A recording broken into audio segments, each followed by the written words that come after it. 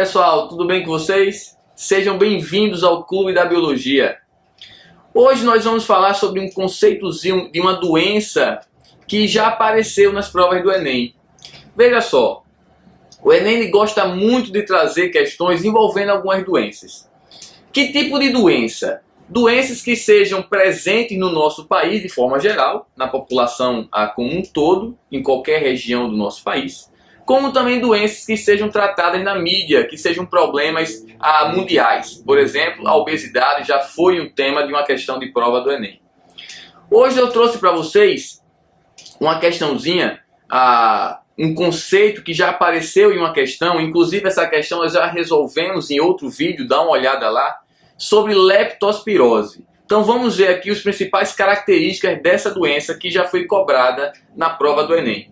Não deixa de assistir o vídeo mostrando a resolução dessa questão. Aliás, se você vai fazer a prova do Enem esse ano, é imprescindível que você assista todos os nossos vídeos de resolução da prova, resolvendo o Enem. Então acompanha comigo as principais características da leptospirose. A leptospirose, ela tem como agente etiológico, e aí lembra, agente etiológico é o micro-organismo que vai causar a doença. Nesse caso é uma bactériazinha da espécie Leptospira interrogans. É uma bactéria que muitas vezes aparece em prova com o nome de espiroqueta, devido ao seu formato que você pode acompanhar aí na figura. Ela é meia em forma de espiral, tá? Então essa bactériazinha que vai provocar a doença da leptospirose, tá? Então beleza? Lembra, agente etiológico, organismo que causa a doença. Para a leptospirose, a bactéria da espécie Leptospira interrogans.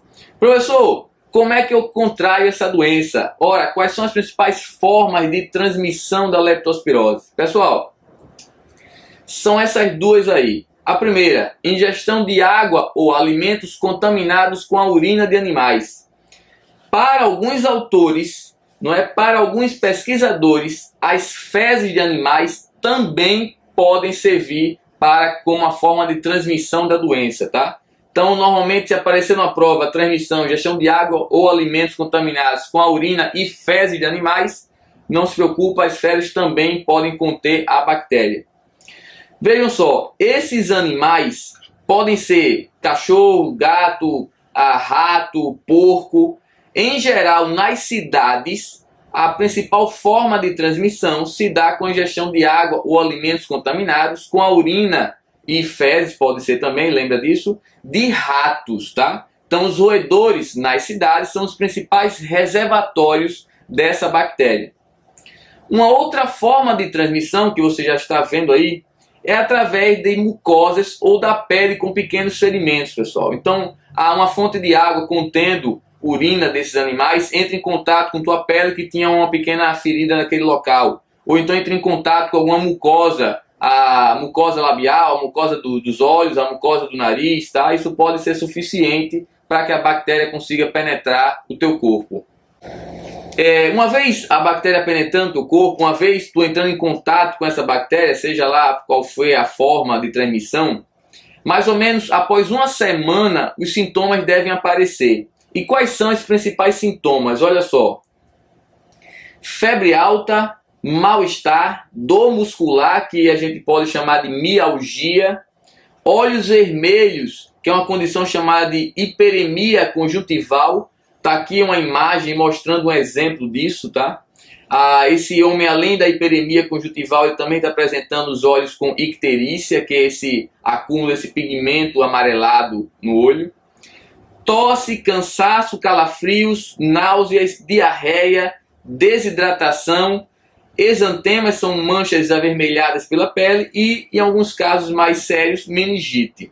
Pessoal, isso são os sintomas principais que aparecem da leptospirose, que é possível sim, depois de mais ou menos 2 semanas, 1 semana, 2 semanas de ser doente, é possível que esses sintomas desapareçam sozinhos, tá? Então é possível sim o teu corpo tratar, vamos dizer assim, né, teu sistema imunológico combater a bactéria relativamente sem muito problema. É claro, você vai procurar uma ajuda médica para combater esses sintomas. Agora, em uma infecção mais séria, a bactéria pode atingir o teu fígado, os teus rins, como também o sistema nervoso central, tá? Então, nesses casos aí, inclusive com risco de morte, você precisa, no caso a pessoa infectada, precisa o mais rápido possível procurar atendimento médico, e não é simplesmente para tratar esses sintomas, né? Tem que ser um atendimento médico mais específico para esses problemas que podem ocorrer de uma infecção mais severa pela bactéria. Bom, e quais são as principais formas de prevenção dessa doença? Lembra que, de forma geral, é sempre mais barato prevenir do que remediar, não é? Então, se nós precisamos investir em coisas sérias, em coisas simples que a gente pode fazer para se prevenir o contato com a bactéria. Primeira forma de prevenção, pessoal, que você observa aí, é o saneamento básico. Saneamento básico é uma condição prioritária para qualquer país se livrar de um conjunto inteiro de doenças, tá? Incluindo a leptospirose, que é o que a gente está falando agora. Talvez seja o problema mais sério que o nosso país enfrenta para combater esse tipo de doença. Existe ainda uma parcela muito grande da população brasileira que não tem acesso ao saneamento básico, não tem acesso mínimo a condições sanitárias adequadas, tá? Não tem coleta de lixo, não tem local para reservar, para guardar esse lixo, como aterros sanitários, não tem um tratamento de esgoto, não tem um sistema de coleta de águas pluviais, né, das águas das chuvas, o que leva muitas vezes a inundações. Essas inundações podem transportar urinas desses animais para o contato com a população, não é? E aí um detalhe, uma curiosidade para vocês: a bactéria em ambiente seco, ela tem pouco tempo de vida útil, né, fora do corpo do hospedeiro, no caso, roedores, por exemplo, nas grandes cidades. Mas em ambiente aquático elas podem durar algumas semanas ainda ativas, com capacidade de contaminar um novo organismo, tá?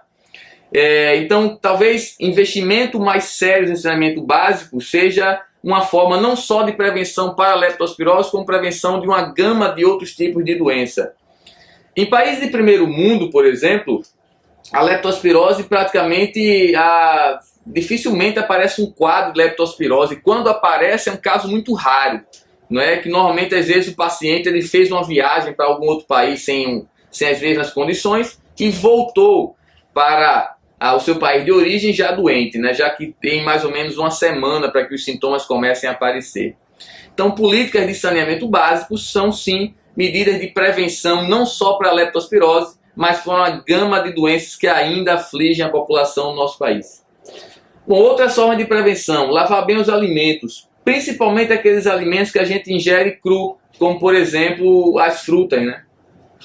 Evitar acúmulo de lixo nas ruas. Lembra que o lixo é um atrativo para alguns animais, como por exemplo os ratos, né, que são os principais reservatórios da bactéria em cidades. Manter reservatórios de água bem fechados, como por exemplo caixa d'água, algum reservatório que a gente utilize, ajuda a evitar que esses animais, esses roedores, utilizem essa água para ingerir ou acabem defecando ou urinando nessa água, não é? Beber água fervida e ou filtrada. Bom, o fervimento da água ajuda a matar possíveis bactérias que tenham entrado em contato com aquela água por algum motivo.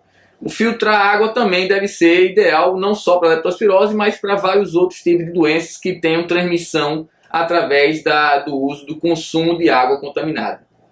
Usar proteção ao caminhar em áreas de enchentes. Pessoal, a enchente ela pode carregar a bactéria que esteja acumulada em determinado local, por exemplo, em um local onde se armazena lixo, né, onde tem uma maior concentração desses animais, pode transportar, pode varrer a urina contaminada desses animais para o contato com a população, aumentando as chances de transmissão da doença. Não existe uma vacina para o ser humano, então não tem como a gente se prevenir através de uma campanha de vacinação, mas já existe uma campanha de vacinação para os seus animais. Então, se você tem cachorro, tem gato em casa, leve seus animais para tomar uma vacina contra a leptospirose. Mas cuidado, a vacina vai evitar que os teus animaizinhos eles fiquem doentes, mas eles continuam sendo um possível reservatório e continuam sendo uma fonte de transmissão, tá? A bactéria ela não vai provocar doença neles, mas elas podem sim ser suficientes para ser eliminadas junto com as fezes, com a urina desses animais, facilitando a transmissão. Então, muito cuidado, mesmo assim, se teu animal já for vacinado. No caso de uma pessoa que já está doente, pessoal, deve-se sempre procurar fazer o tratamento mais correto para cada quadro da doença, não é? Lembra que existe um quadro mais sério, em que a doença pode atingir órgãos vitais, como o fígado, como o sistema nervoso central, como os rins. Existem quadros um pouco mais brandos. De qualquer forma, para tratar uma doença como a leptospirose, que é provocada por bactéria, existe, entre outros tipos de tratamento, mas é indispensável o uso de antibióticos, né? Já que a gente está falando de uma doença bacteriana. Com isso, você aprendeu um pouco mais sobre a leptospirose. De novo, não deixa de olhar, de assistir o nosso vídeo em que eu mostro a resolução de uma questão do Enem que cobrou o tema da leptospirose. Se você gostou desse vídeo, dá um joinha, compartilha com teus amigos e não esquece de se inscrever no nosso canal. Só assim você fica por dentro de todas as nossas novidades. Até nosso próximo encontro.